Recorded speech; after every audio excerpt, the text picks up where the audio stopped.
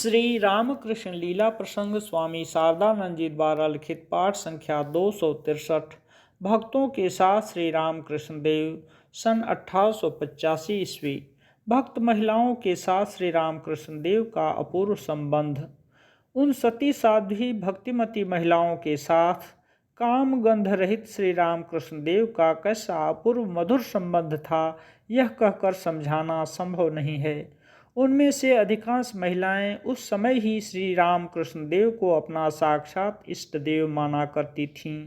उनके संबंध में सभी के भीतर इस प्रकार का विश्वास था तथा किसी किसी भाग्यवती महिला ने गोपाल की माँ की तरह दर्शनादि प्राप्त कर भी उसे साक्षात अनुभव किया था।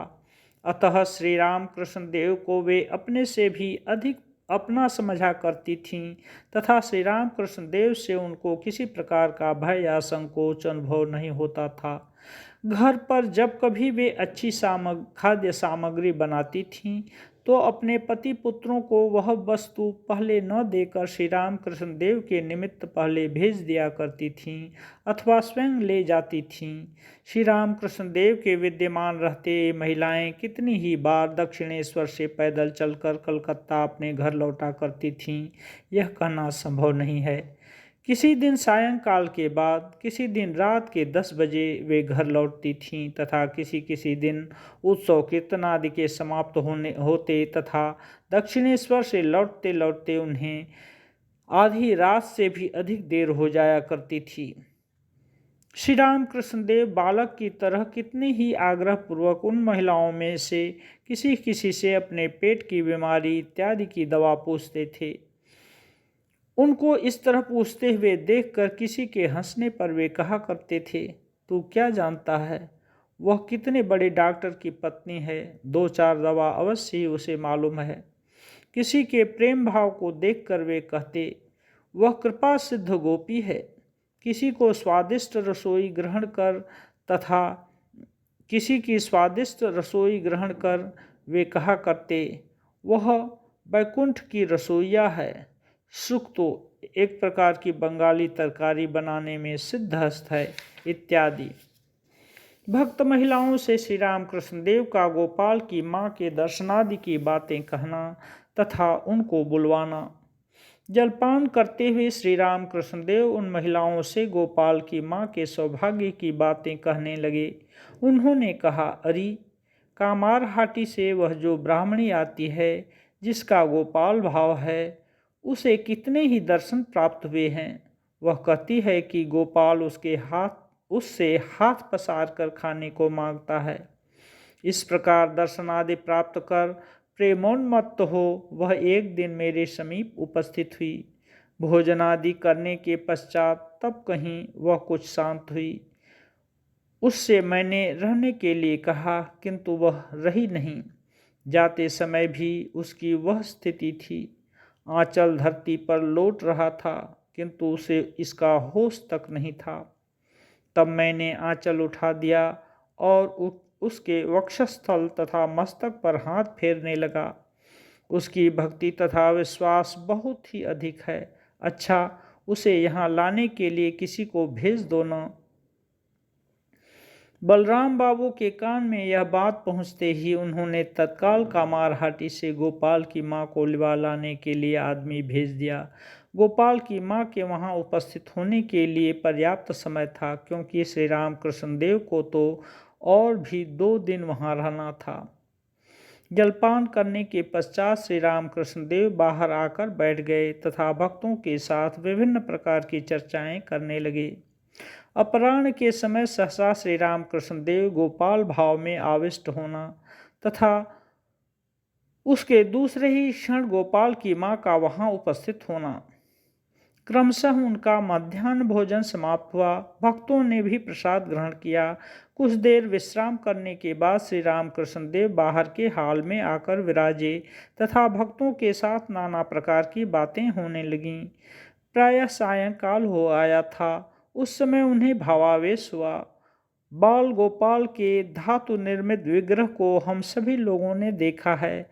अपने दोनों घुटनों तथा एक हाथ को धरती पर टेक कर घुटने चलने की मुद्रा में एक हाथ ऊपर की ओर उठाकर वह ऊपर इस तरह देखा करता है मानो किसी के मुंह की ओर सानंद सतृष्ण दृष्टि से देखता हुआ कुछ मांग रहा है। भावावेश में श्री राम कृष्ण देव के अंग प्रत्यंग की आकृति भी ठीक वैसी ही हो गई।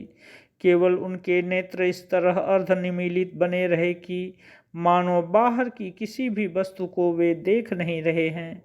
उनके इस प्रकार भावावेश होने के कुछ ही पश्चात गोपाल की माँ की गाड़ी भी बलराम बाबू के दरवाजे पर आ खड़ी हुई तथा गोपाल की माँ ने ऊपर आकर श्री राम कृष्ण देव का अपने इष्ट देव के रूप में दर्शन किया। वहां पर उपस्थित सभी व्यक्तियों ने यह जानकर कि उनकी भक्ति के प्रभाव से ही ससा श्री राम कृष्ण देव को इस प्रकार का गोपाल भावावेश हुआ है, उन्हें परम भाग्यवती समझकर उनकी अभ्यर्थना तथा वंदना की। सभी लोग कहने लगे, क्या अपूर्व भक्ति है जिसके प्रभाव से श्री राम कृष्ण देव ने साक्षात गोपाल रूप धारण किया है। गोपाल की माँ बोली, पर मैं इस तरह जड़ बन जाना पसंद नहीं करती हूँ। मेरा गोपाल हंसेगा, खेलेगा, दौड़ धूप करता रहेगा, किंतु यह कैसी स्थिति है, एकदम मानो जड़ जैसी। मुझे ऐसा गोपाल नहीं चाहिए। वास्तव में ही भावावेश में श्री राम कृष्ण देव के बाह्य ज्ञान को लुप्त होते जिस दिन उन्होंने सर्वप्रथम देखा था, उस दिन भयभीत तथा व्याकुल हो श्री राम कृष्ण देव के श्री अंग को ढकेलते हुए उन्होंने कहा था, बेटा तुम इस तरह क्यों बन गए। यह उस दिन की घटना है जिस दिन श्री राम कृष्ण देव पहली बार कामारहाटी गए थे। भावाविष्ट होकर श्री राम कृष्ण देव जब जो करते थे उस समय वही सुंदर प्रतीत होता था। इसका कारण, जब हम लोग श्री राम कृष्ण देव के समीप उपस्थित हुए थे उस समय श्री राम कृष्ण देव की आयु 49 के लगभग थी। संभवतः 49 पूर्ण होने में 5-6 महीने बाकी थे। गोपाल की माँ भी उन्हीं दिनों उपस्थित हुई थी। श्री राम कृष्ण देव के समीप जाने के पहले हम यह सोचा करते थे कि छोटा बच्चा जब नाचा कूदा करता है या अंग भंगी करता है तो लोगों को वह दृश्य रुचिकर प्रतीत होता है, किंतु यदि कोई बूढ़ा या हट्टा कट्टा व्यक्ति इस तरह का आचरण करने लगता है तो उसे देखकर लोग असंतुष्ट होते हैं अथवा उसकी हंसी उड़ाते हैं। स्वामी विवेकानंद जी का यह कहना था कि गैंडे का विकट नृत्य क्या किसी को कभी अच्छा लग सकता है, किंतु श्री राम कृष्ण देव के समीप पहुंचकर हमने देखा कि सब कुछ विपरीत है। प्रौढ़ होते हुए भी वे नाचते गाते हैं, कितने ही प्रकार के हाव भाव प्रदर्शित करते हैं, किंतु उन सभी आचरणों में कितनी मिठास है।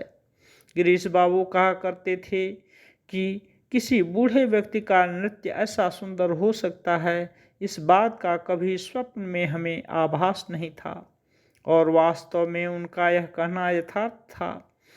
उस दिन बलराम बाबू के घर पर गोपाल भावावेश में बाल गोपाल की तरह उनके अंग प्रत्यंग की जो स्थिति हुई थी वह कितनी रमणीय थी।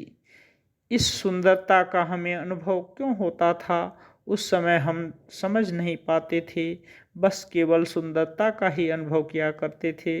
अब हम यह जान सके हैं कि उनके भीतर जब जिस भाव का उदय होता था तब पूर्ण रूप से उसी भाव का आविर्भाव होता था। उस समय उनमें लेश मात्र भी दूसरा भाव नहीं रहता था, रंच मात्र भी भीतर एक प्रकार का तथा बाहर दूसरे प्रकार का भाव या बाह्य प्रदर्शन नहीं रहता था। तब उस भाव में वे एकदम विभोर तन्मय या स्वयं हास परिहास पूर्वक वे जैसा कहा करते थे डायलूट हो जाया करते थे। अतः वृद्ध हो कर वे उस समय बालक का अथवा पुरुष होकर रमणी का अनुभव कर रहे हैं, यह बात लोगों के हृदय में उदित ही नहीं हो पाती थी।